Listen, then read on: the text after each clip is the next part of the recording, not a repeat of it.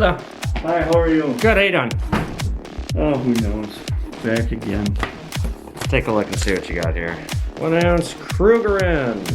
Test her out. Okay, $19.30. Right on. All right, let me get you some cash. Here you go. Thanks, guys. See you again. Yeah, I suppose we will, but I hope not. That's what I say every time. That's what we're here for. Thanks, sir. Have a good one. 1 ounce South African gold Krugerrand. Now these are kind of the least desirable 1 ounce coins. There's a lot of them and they don't have a ton of desirability, but gold's gold. Tomorrow I'm gonna be in here for a little bit. I can do a special appointment if you'd like. I'm gonna be in here at 11:30. 30 bucks.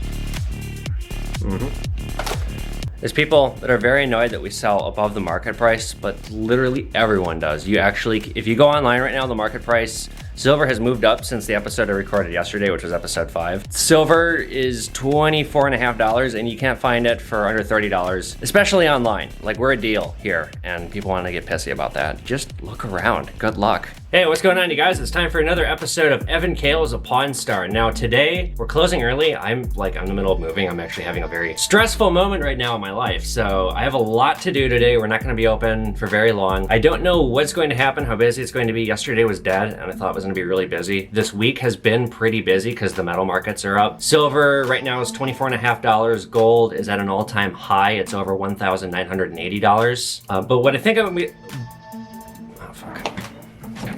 What do we got? I was here last week. I got a gold piece and I got some more silver. Okay. Get rid of. Well, let's take a look at this stuff.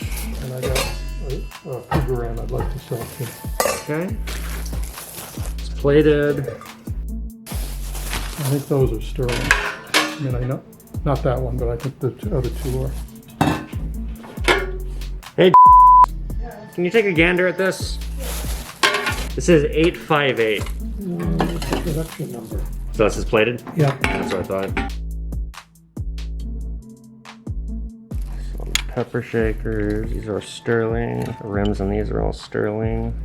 We'll call it an even 4 because there's a bit of glass. Times 16. Are you gonna do better than 16? I'm gonna pay 16 an ounce on silver, on sterling. Silver is at 24 now. You can do a little better. I'll go to 18. All right. So 130.50, call it 131. I just need a form of ID because it's, Yeah, I know. So some people, you can push around with the price and you can get what you want. Some people, you'll blow the deal if you do that. That guy, I for sure would have blown the deal if I wouldn't have come up too much. I deal with this a lot. He thought these were sterling, which would have made them extremely expensive, and they're silver plate. There's almost never serving pieces as large that are sterling because they would be so expensive. And now I'm going to get some pleasure in angrily disposing of this stuff. Every fucking time. I don't have a ton in stock. What are you looking for? Let me take a gander, 1 sec. Because we are having a limited day today, what I think I'm gonna do for this episode, I'm gonna share some of my craziest stories that have happened working in this business this episode. But before we get into that, let's ship out stuff on eBay and stay focused. And hydrate!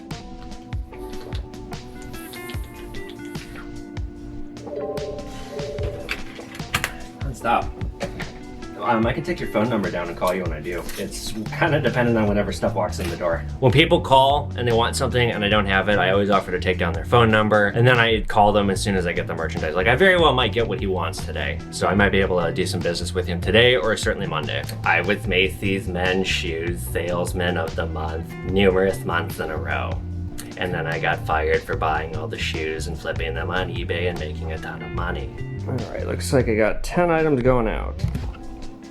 Just bought this on Wednesday for 20 bucks. I sold it for 40 today. These are wartime nickels. During World War II, the United States needed to use nickel for the war, so they instead started making nickels out of silver because it was cheaper. Sell these on eBay in lots of 25. I got a lot of them out. I'm slightly disheveled today. This is what's going out on eBay. There's some other items. Like, I don't know where they are and I don't want to look for them right now. I'm gonna look for them later. I have to come in tomorrow and do a private sale with somebody, so I'm gonna just look for them tomorrow on Saturday.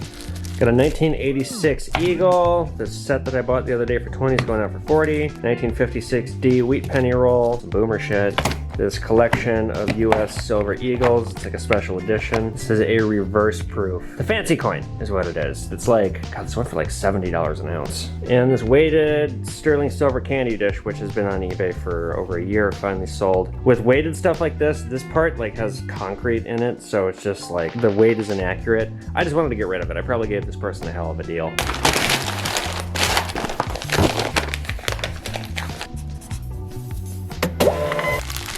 Help you? Yes, I have some phone, so. Sure, let me take a look. Oh yeah, you did okay on these. Yeah, I'll pay you 24 each one. No, when I called, you say it was 30. That's what I'm selling them at. That's not what I'm buying them at. I'll pay you $24 for each of these. I'll pay you 25 for these and 24 for these. What's the difference on that one? This is not government backed. This is generic. So when you bought these were probably $15 an ounce, and you paid. No, I paid 20. Yeah, right. You always are going to pay more when you're buying them. There's always a premium. And do you also purchase gold? Yes, I do. The gold I'll be buying, it depends what it is. Jewelry. It's jewelry? It's heavy, 824 and 22 and 20. Okay, I gotta measure it then. Jewelry is more complicated. Do you have it with you? Yeah, I do. All right, let's do one thing at a time. Yeah. Let's do this first. 1500 here. 480 here. So 1980. 24 and 20. And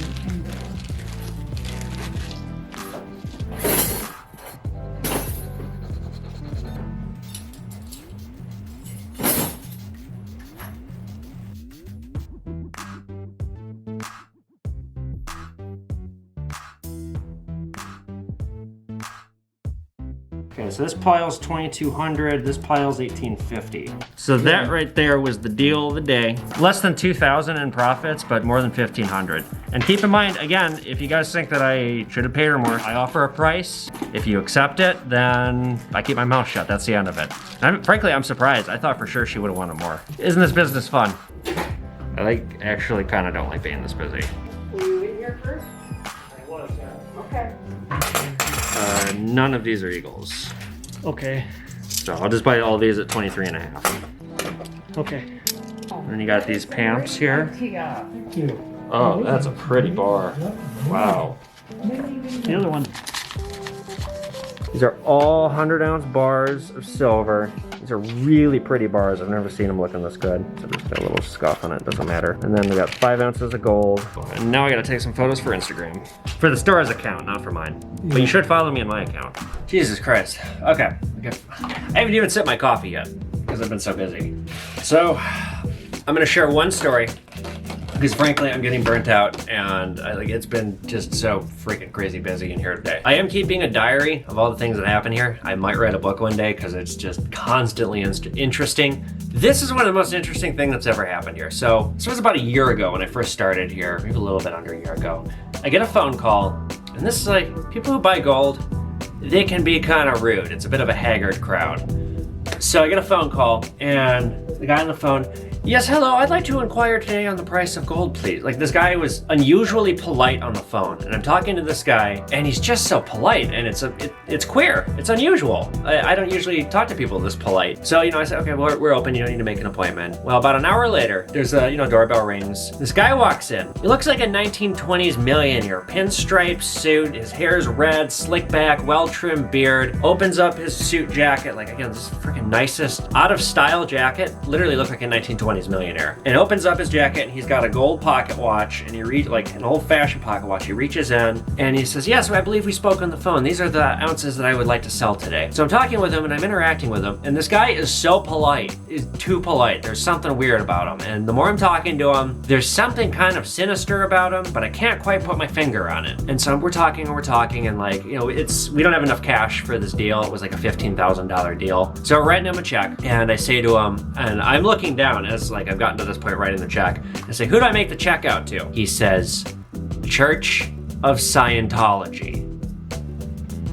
And my jaw, I went like that, and I'm looking down, and I'm trying not, like, I don't want my face to betray me or to blow the deal. And I mean, it's technically a religion, and I shouldn't be judging. It's a fucking cult. Oh, Jesus Christ. I about dropped the pen, and I'm just like frozen looking down. and just continuing, like I can't not wipe this expression off my face. I'm too flabbergasted. So I called over one of the other people and I'm like, can you take over here? Just finish writing the check. I'm gonna go in back. And I went and I do this, and one of the other people in back is like, what's wrong? I'm like, called. So he takes his check and he leaves, and I come back here and I watch him leave, and sure enough, he drives away in a rust bucket. The car didn't match the suit or anything, so either two things were going on there. Either he was way high up in the church and he was liquidating someone's assets, or he was liquidating the last of his own assets to give it to the cult. In any event, I don't like that. That was fucking weird. That's probably my craziest story. No, that's not my craziest story. All right, I'll give you guys one more story. This is about a week after the George Floyd killing. I'm doing my eBay thing. The owner's with another dealer, and this young black guy walks in, and he's got a 10-carat white gold ring with these teeny tiny little diamonds, and he says he paid $1,100 for it. So right when he brings it in, I'm thinking like, oh shit, he's gonna shoot the messenger. He's gonna be so pissed when he finds out that he got ripped off. So I explained to him white gold is basically just a scam to charge people more money,